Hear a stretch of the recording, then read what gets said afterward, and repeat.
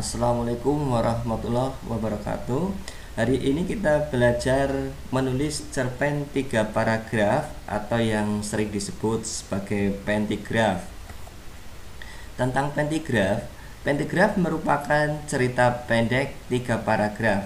Jadi syarat utama pentigraf harus 3 paragraf. Kemudian pentigraf termasuk kategori flash fiction atau fiksi singkat. Ya, karena ceritanya pendek dan lebih pendek lagi dari cerpen yang biasanya, jadi termasuk kategori fiksi singkat. Pentigraf tetap harus memiliki tokoh, alur, dan juga konflik. Ya, ada tokohnya, ada alur dan konflik yang terdapat di dalamnya. Kemudian daya tarik pentigraf biasanya di akhir yang berupa kejutan.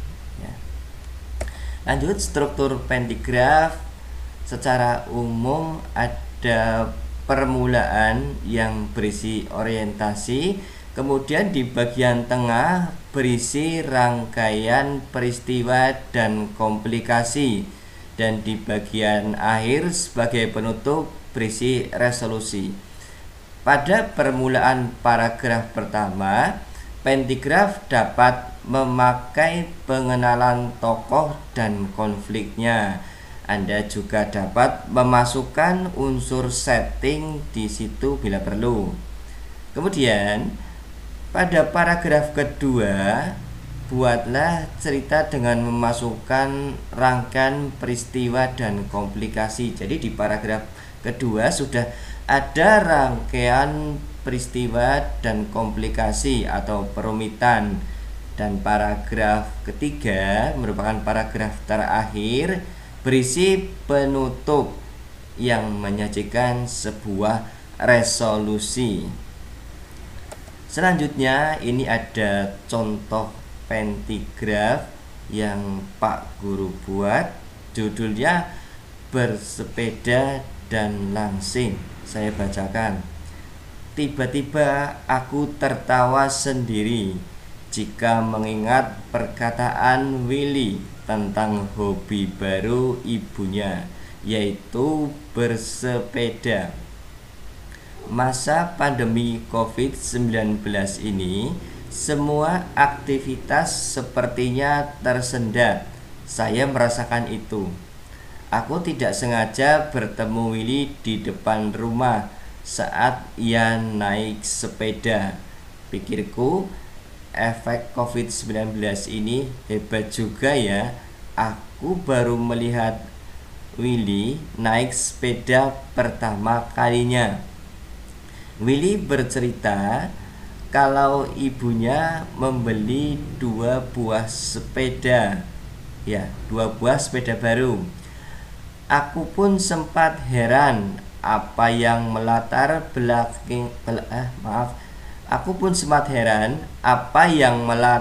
belakangi ibunya bersepeda. Padahal setahuku ya, kemana-mana selalu naik mobil, sekalipun itu ke pasar terdekat. Di paragraf kedua, terdorong rasa penasaran, aku memberanikan diri bertanya pada Willy tentang hobi baru dia dan ibunya.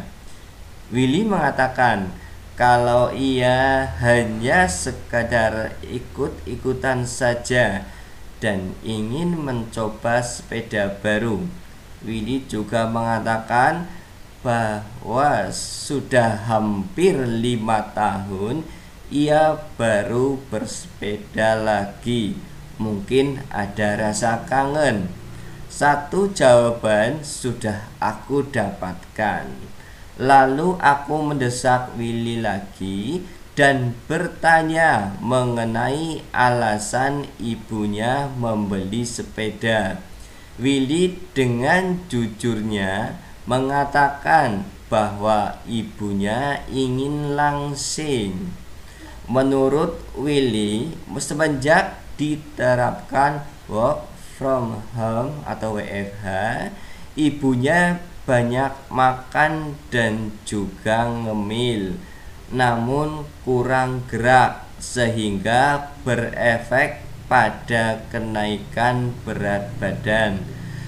Oleh karena itu, ibunya ingin langsing seperti semula. Paragraf ketiga. Kemudian, tanpa dinyana, Willy berbalik tanya padaku tentang ibuku. Willy bertanya apakah ibuku khawatir, apakah ibuku khawatir pula tentang berat badan dan ingin langsing pula. Mendengar pertanyaan itu, aku langsung tersenyum.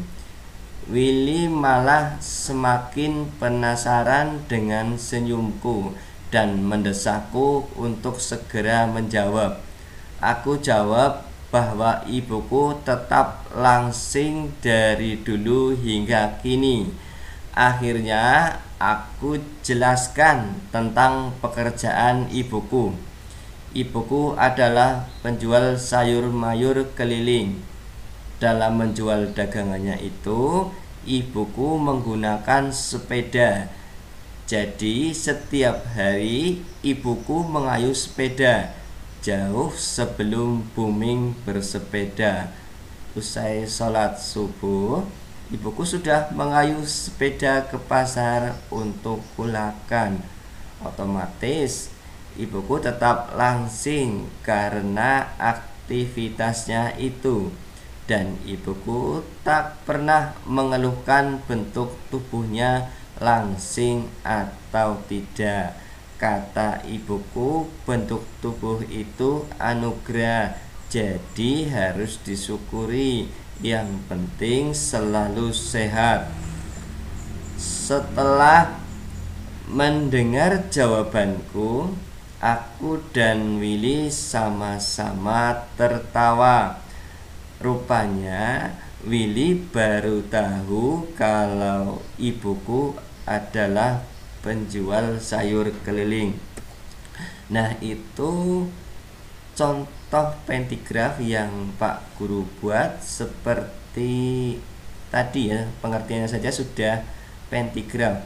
Cerita pendek 3 paragraf, ya harus kita buat 3 paragraf, tidak boleh kurang, tidak boleh lebih.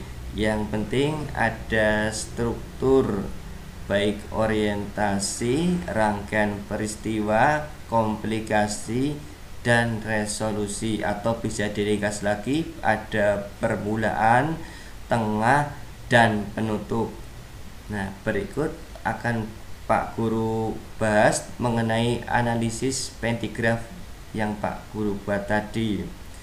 Yang pertama, struktur orientasi. Penjelasannya dengan bukti, cerita, atau kalimat pendukung. Di orientasi tadi ada tokoh aku, teringat perkataan Willy tentang hobi baru ibunya. Kemudian masih di bagian orientasi, hobi baru, efek adanya COVID-19. Yang kedua, rangkaian peristiwa. Ya, tokoh aku penasaran dengan perubahan Willy dan ibunya yang menjadi hobi bersepeda. Kemudian yang ketiga, bagian komplikasi. Ya, berisi adanya WFH, membuat banyak makan dan ngemil, namun kurang gerak sehingga berat badan naik. Nah, di bagian terakhir penutupnya ada resolusi. Tokoh aku mengatakan bahwa ibunya sedari dulu hobi bersepeda dan tetap langsing karena memang pekerjaannya sebagai penjual sayuran dengan memanfaatkan sepeda sebagai alat transportasinya. Itu contoh analisis dari pentigraf tadi ya. Nah, sesuai perkataan Pak Guru kemarin akan ada penugasan. Nah, penugasan nanti kalian bisa lihat di WhatsApp group atau di Telegram nanti. saya informasikan tugas kalian apa ya. Tugas jangan lupa segera dikumpulkan. Hari ini cukup sekian. Terima kasih ya sudah mendengarkan dan menyimak pembelajaran hari ini. Cukup sekian. Billahi taufiq wal hidayah. Wassalamualaikum warahmatullahi